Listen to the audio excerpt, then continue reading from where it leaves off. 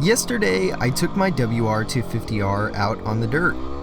A local guy near me was working on a home track and we had about 10 people out to ride. The owner happened to have a WR250F, which he was kind enough to let me ride. It was really neat for me getting to compare his 250F to my 250R, and so I figured I'd make a video on the differences from a rider's perspective. Let me start off by saying that the WR250F and 250R, they're completely different motorcycles and they're not designed on the same platform at all. The chassis is different, the motor, the suspension, everything is different between these two bikes. The 250F does not come street legal, but this guy had done a conversion kit, so from Tusk he bought the kit and his was 100% street legal. That's right, the WR250F can be street legal, whereas the WR250R comes from the factory that way. And that really does say a lot about how these bikes handle and what their intended use is. The 250R feels like a dirt bike that's been adapted to work on the street, whereas the 250F is a lot more aggressive and less comfortable. The first thing I noticed when I hopped on the 250F was the engine. It is extremely responsive and snappy. Whereas the WR250R has a decent amount of power, you really have to work to get into the power band. You can't just crack the throttle and expect power. On the 250F, you definitely can. You can crack the throttle at any RPM and it's just ready to take off. The WR250R, you know, it has some power, but you really have to wind it up, let it really get into the power band. So the motor on the 250F is awesome, but it is snappy and you might not want that depending on who you are. For example, coming out of corners a few times on the 250F, it caught me off guard and I would wheelie out of them.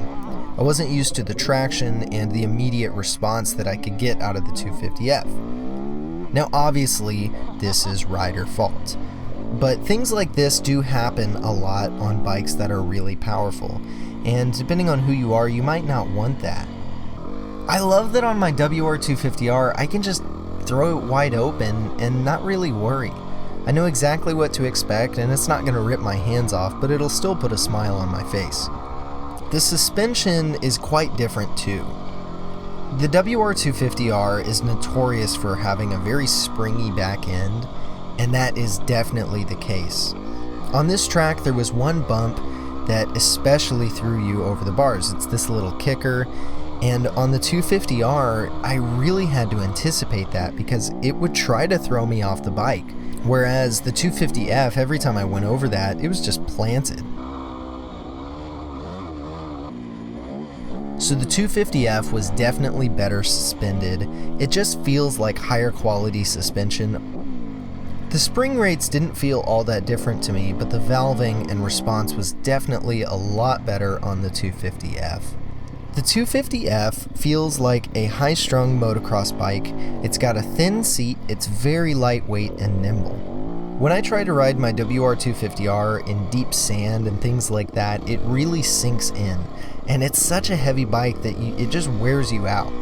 Whereas the 250F is so much lighter and nimble that it's just agile. You don't have to worry about stuff like that as much, and I think that lends itself really well to more aggressive riding. The WR250R is a much better bike for people who don't want to do hard enduro, because even though you could plate the 250F, it's more expensive and you get a lot of power that could also potentially be a bad thing. The 250R has a very predictable, very manageable power band, but it can still go highway speeds and it'll be more comfortable doing that. The 250F is for those riders who really want performance, and it's awesome that you can plate it. The 250F would be great for somebody who wants to ride really rough trails and has maybe a short commute to those trails. But you're not going to go do a long road trip like you would with the 250R on the F model. Hopefully that makes sense. These are just my thoughts after riding it, and again, I'm no expert, so take it with a grain of salt. This is just what I think, and who am I to say? I'm just some dummy on YouTube. I hope you found this informative.